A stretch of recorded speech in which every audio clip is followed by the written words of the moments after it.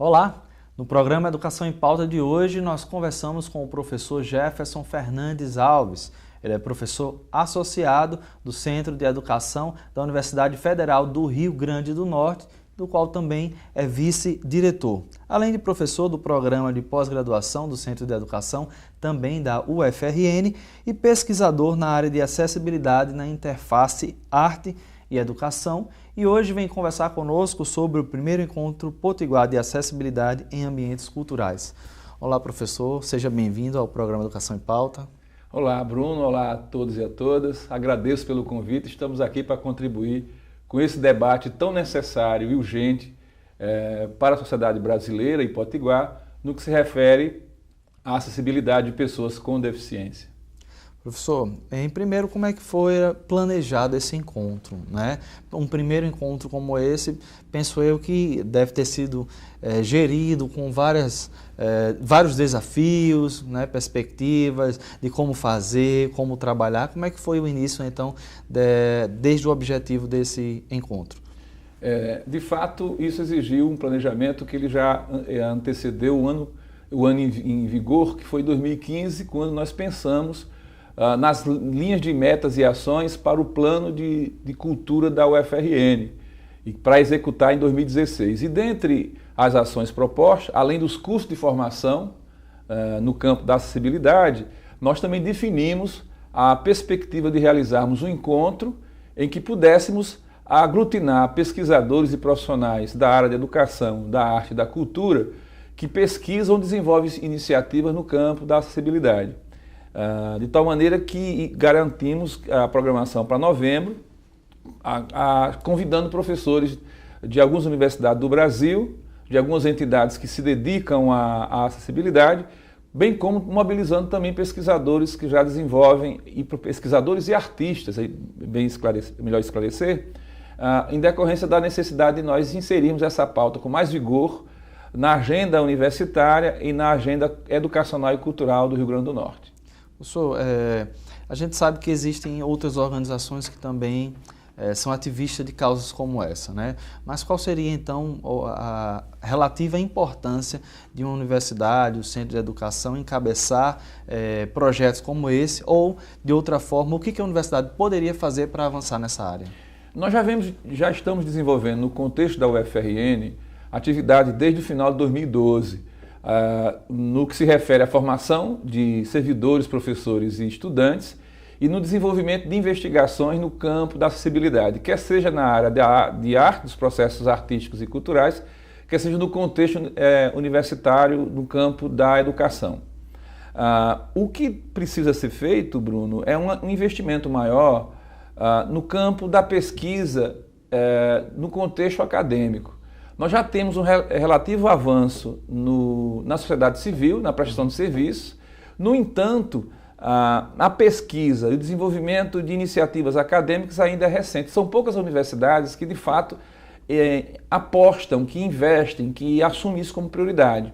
A despeito de que há uma política na área dos núcleos de acessibilidade, tecnologia assistiva, mas ainda a questão no que se refere à acessibilidade cultural e educacional, sobretudo com o uso da audiodescrição, da tradução de Libras e da legendagem em materiais audiovisuais, por exemplo, ainda é muito recente. Mas é preciso compreender também que essa emergência, sobretudo da audiodescrição no Brasil, ela é muito recente, é de 2003 para cá. Então, no mundo ela emerge nos anos 80 do século XX, então é um fenômeno de intervenção cultural, de mediação semiótica, de tradução, ainda muito recente. E daí porque é necessário que a gente divulgue, que a gente sensibilize, para que outros segmentos incorporem essa abordagem, essa demanda, em decorrência da necessidade de assegurar os direitos da pessoa com deficiência, no que se refere à mediação comunicacional em contextos culturais e educacionais. Professor, em eventos como esse, inevitavelmente, são programados palestras, mesas redondas. Como é que foi planejado isso? E quais são os temas dentro dessa abordagem? Bom, nós, como participamos de uma rede de informação no país, nucleados pela Federal do Rio de Janeiro, que já vem um certo tempo desencadeando uma especialização no campo da acessibilidade em ambientes culturais, a gente já tem um contato com vários pesquisadores do país nessas áreas, nas áreas que compreendem a acessibilidade. Isso nos permitiu os contatos com esses profissionais para virem a Natal dialogar conosco, inclusive como um capítulo, como uma etapa desse processo de parceria interinstitucional, que vai nos apontar a médio prazo, Bruno, a perspectiva de uma especialização regional nucleada pela UFRN e para atender a demanda do Nordeste na área de formação de profissionais para acessibilidade. Já tem alguma perspectiva? Nós estamos negociando para que em 2017 a gente tenha essa proposta sendo realizada. E esse evento, então, teremos como referência teórica ou abordagens temática a audiodescrição para ambientes para audiovisual, com a professora Soraya Ferreira, da Universidade de Brasília. Nós vamos ter Patrícia Dornelli, da Federal do Rio de Janeiro, discutindo a política cultural para a acessibilidade. Nós vamos ter Jennifer Kutter, da Federal do Rio Grande do Sul, que trata da acessibilidade em museus. Nós vamos ter, aqui do Nordeste, Andressa Nóbrega, de Recife, Cristina Braga, de Fortaleza, e Bruna Leão, de Fortaleza, discutindo a questão da produção cultural e a acessibilidade. Nós vamos trazer uma professora do Instituto Federal do Rio de Janeiro, chamada Renata Silêncio, que vai discutir a experiência dela para a inserção curricular no ensino, no curso de produção cultural do componente acessibilidade. Nós vamos também ter profissionais da UFRN que vão discutir outras temáticas relacionadas à acessibilidade, como o caso da professora Elke Hildel, que vai tratar da danceability, não é? Que é uma abordagem da dança com perspectiva de atender as pessoas com deficiência e pessoas sem deficiência. Nós mesmos vamos abordar, no campo da nossa investigação, teatro e não vidência, que é uma outra experiência. A professora Catarina Shin vai tratar da introdução à musicografia Braille. A professora Cida Dias, que é uma profissional da área da educação física, vai tratar da abordagem dos processos de aprendizagem mediadas pelo corpo, que lida com pessoas com e sem deficiência. Então nós teremos um conjunto de profissionais que vão nos ajudar a pensar as experiências e os caminhos no campo acadêmico e cultural para a efetivação de uma agenda mais propositiva no campo da acessibilidade. Professor, o senhor citou, então, uma atmosfera bastante interessante dessa perspectiva dos ambientes culturais, né? Museu, audiovisual, e aí a gente traz para o cinema. Dentro da nossa realidade brasileira, né? De um plano de cultura nacional que envolve a acessibilidade. Nós já temos hoje algum ambiente com essa característica na área do cinema, do teatro, por exemplo? Bom, nós temos, a Ancine constituiu um roteiro, constituiu uma referência, nota técnica e orientações para garantir o processo de acessibilidade da feitura dos filmes e da adequação das salas de cinema. Então há uma lei, há um conjunto de leis, inclusive a Lei Brasileira de Inclusão, já normatiza e orienta esses ambientes, não só o cinema, mas os demais ambientes, para se adequarem ao cumprimento da lei em resposta ao atendimento dos direitos da pessoa com deficiência, né? Que é isso que é fundamental. Não se trata de um favor, não se trata de uma concessão, mas de respeitar o direito da pessoa com deficiência a ter assegurado as condições de mediação comunicacional para que ele possa ser um leitor e produtor no campo da cultura, inclusive um fruidor, um espectador, uma pessoa que frequenta o cinema, os museus, o teatro e assim por diante.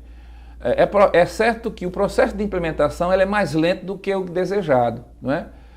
Porque importa a apropriação de tecnologia, importa a dimensão formativa, mas é um movimento que a gente acredita que é irreversível e que ele precisa ser mais otimizado e mais acelerado, não é? Em relação ao evento, né?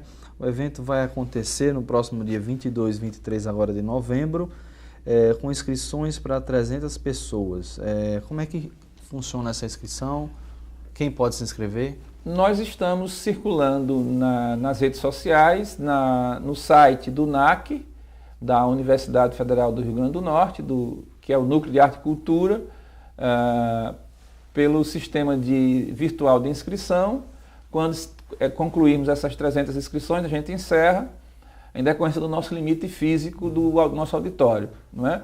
Mas quero deixar claro que essa é uma iniciativa que ela vai continuar, é uma agenda que a universidade assume como algo propositivo e constante, e eu preciso registrar e esclarecer, como eu informei anteriormente, isso é uma pauta que vem sendo construída desde 2013 e que mobiliza, Bruno, várias instâncias internas da universidade. Ela faz parte de uma política de inclusão da universidade, protagonizada pelo Núcleo de Acessibilidade da nossa universidade, chamada KN. Ela também tem um protagonismo do Núcleo de Arte e Cultura e da Pró-Reitoria de Extensão, porque isso faz parte do plano de cultura do NAC, né? Do NAC e do Mais Cultura nas Universidades, que é uma linha programática financiada e induzida pelo Ministério da Cultura e Governo Federal.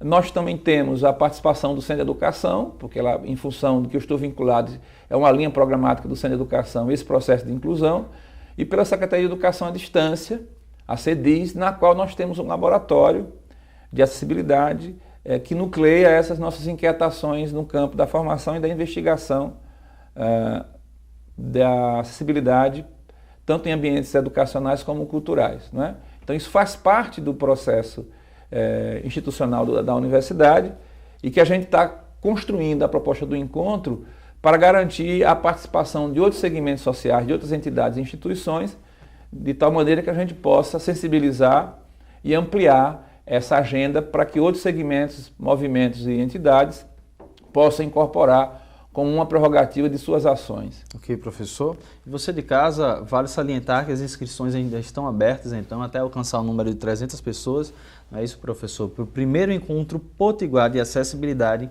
em ambientes culturais. E anote aí o endereço, né? Você pode buscar nas redes sociais, na internet, para poder fazer a sua inscrição, tá? É o goo.gl/M maiúsculo MGV9JS, tá? Vou repetir para você, goo.gl/MGV9JS. Não saia daí, a gente volta já já com o segundo bloco do programa Educação em Pauta, conversando mais um pouco sobre acessibilidade. Voltamos já.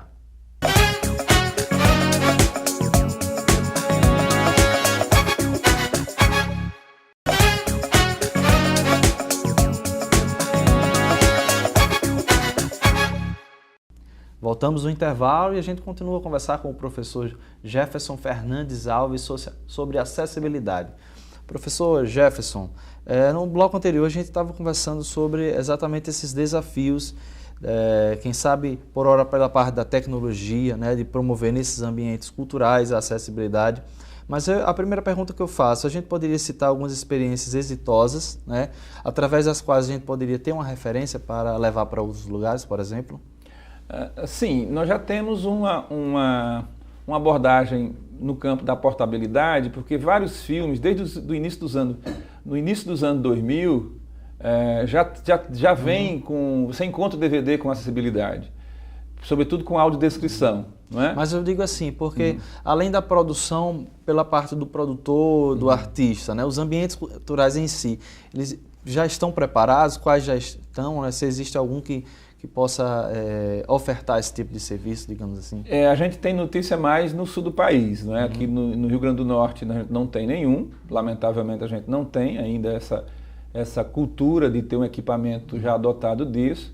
O que você vai ter também no Nordeste, você não vai encontrar um que tenha com plena acessibilidade. O que você vai ter, Bruno, são projetos que ocorrem sazonalmente ou são itinerantes, os quais já incorporam a cultura da acessibilidade, então já vem com o intérprete de Libras, vem com legendagem, ou propõe legendagem, ou propõe a audiodescrição.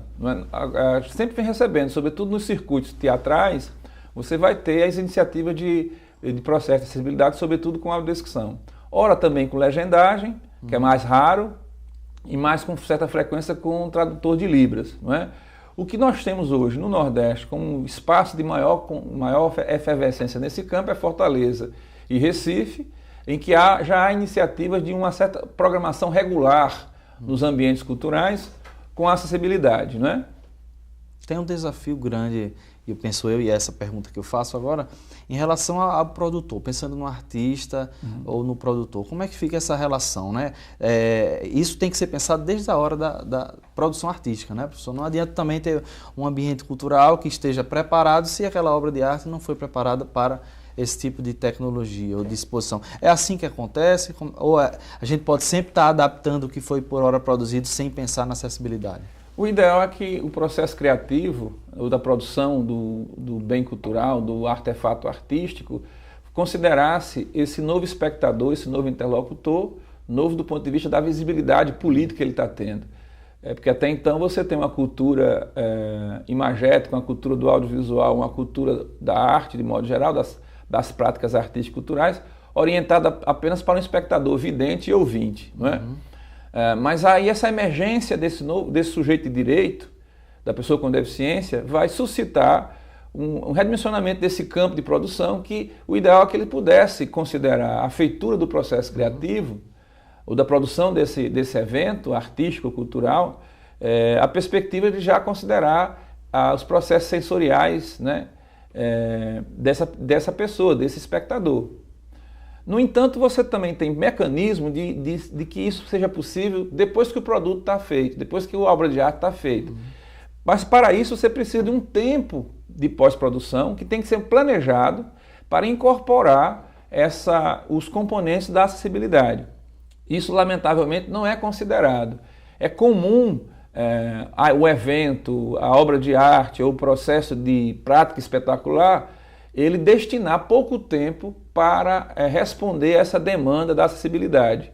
Inclusive, às vezes, por força de imposição do edital. O edital que ele ganhou, ele exige que tenha que ter acessibilidade. Então, ele vai adaptar, né? Ele passa, às vezes, 3, 4 meses ou 6 meses para produzir a obra e só tem uma semana para garantir a acessibilidade. Isso é comum, por exemplo, na área de audiodescrição, ele vai procurar onde é que eu vou achar um audiodescritor, localizar um audiodescritor para tornar acessível essa obra. Aí tem 2 problemas, porque o audiodescritor ele precisa de tempo para planejar e é preciso que esse produtor conheça quem é que atua nessa área, e esse é um problema que a gente tem pouco profissional qualificado, sobretudo no Nordeste, para dar conta dessa demanda. Mesma coisa acontece em relação ao intérprete de Libras. Você tem poucos dias para apresentar a obra de arte ou o evento, então vai à procura dos intérpretes de Libras ou de quem pode indicar para tornar acessível. Quando na verdade é preciso ter mais tempo para planejar. No caso do intérprete de Libras, ele precisa de ter acesso à obra, estudar, porque é preciso às vezes até construir determinados sinais para determinadas expressões que não estão ainda na língua de sinais.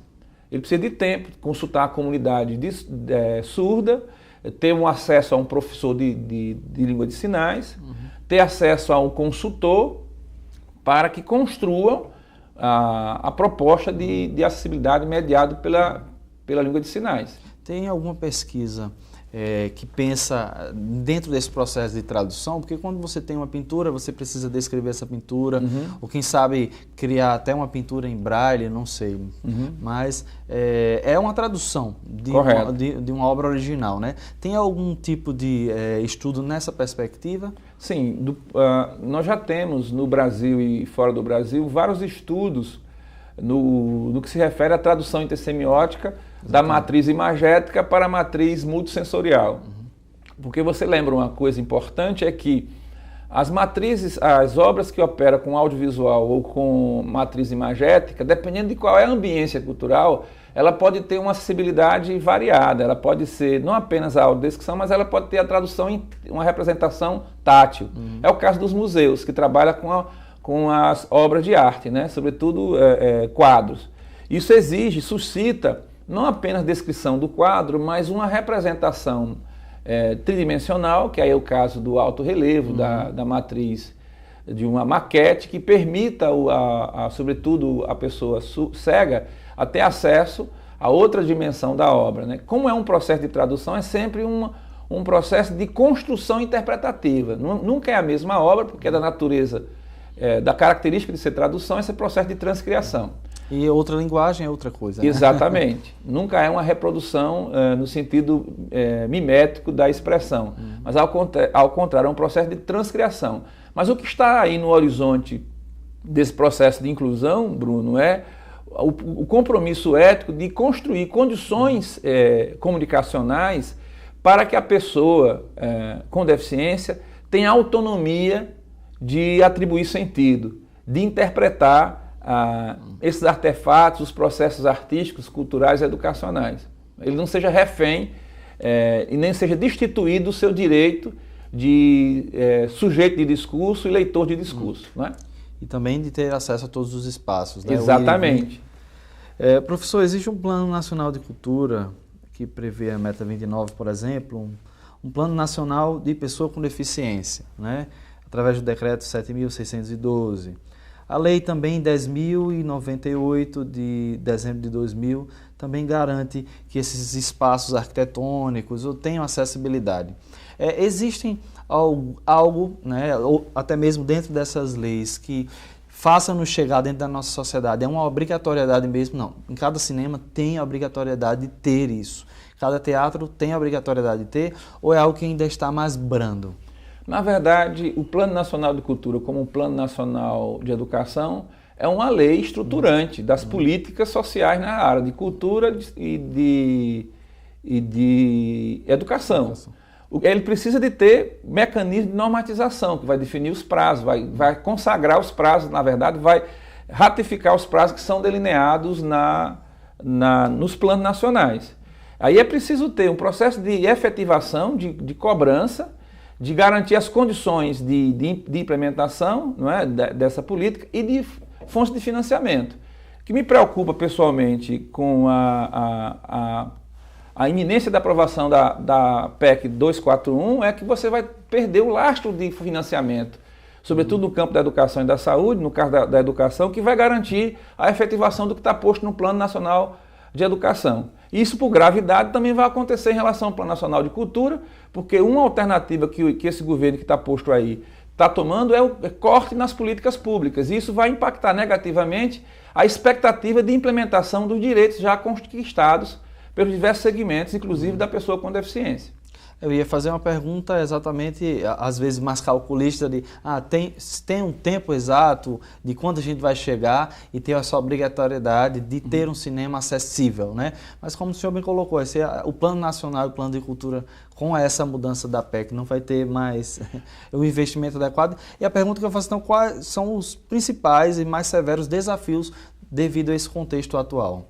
Bom, obviamente para a nossa área de debate. No nosso caso, das instâncias formadoras e constituidoras de investigação, no caso da universidade, a gente tem um efeito direto, que é a possível redução de investimento, né, na área da educação de modo geral, não é? Em decorrência da PEC 241, da qual já fiz menção. No caso específico da acessibilidade, isso vai repercutir também na redução de investimento para essas áreas de formação, de indução de pesquisa, de assegurar o aprimoramento tecnológico e a sua universalização para atender os equipamentos, inclusive equipamentos públicos, né? Indução também para que os equipamentos de uso público, mas que são de propriedade privada, eles possam também incorporar. É preciso também, nesse caso, garantir as condições para efetivar essas políticas públicas e a fiscalização. Não é? No nosso caso da educação, nos preocupa soberbamente esse fenômeno do corte drástico que vai representar a questão de investimento na área da pesquisa, na área do ensino e da extensão. Sobretudo, o senhor, como vice-diretor de um centro de educação, tem pensado bastante nisso, né? Professor, a gente está terminando o programa, mas deixo aberto para que o senhor possa convidar, né? No final do mês vai ter o encontro, outras pessoas para que eles possam também ir ao primeiro encontro de acessibilidade. De fato, estamos convidando as pessoas dos diversos segmentos sociais do Rio Grande do Norte, sobretudo aqueles ligados à área de arte, cultura e educação, que possa estar conosco nos dias 22 e 23, para se apropriarem dessa temática, serem sensibilizados por essa temática, até aprofundar a mencionada temática, dependendo do campo, dos itinerários que cada um já vem construindo, na perspectiva de que a gente possa contribuir com a inserção dessa agenda, a constituição dessa agenda no cenário das políticas públicas do Rio Grande do Norte e, ao mesmo tempo, nos preparar para garantir a preservação dessas políticas públicas e resistir uma tentativa de ser preservados os direitos da pessoa com deficiência no que se refere à acessibilidade de comunicacional em ambientes educacionais e culturais. Ok, professor Jefferson. Foi feito o convite para você de casa. Muito obrigado pela entrevista de hoje, professor. Eu que agradeço a oportunidade. E você de casa, muito obrigado pela audiência. A gente volta no próximo sábado, também às 10 horas da manhã, aqui na TV Câmara, com reapresentação aos domingos, 10 horas também. Siga-nos nas redes sociais, inclusive vamos colocar aí na descrição, no Facebook e na nossa página do Campus EAD, como você pode fazer a sua inscrição. A gente se vê na próxima semana. Até lá!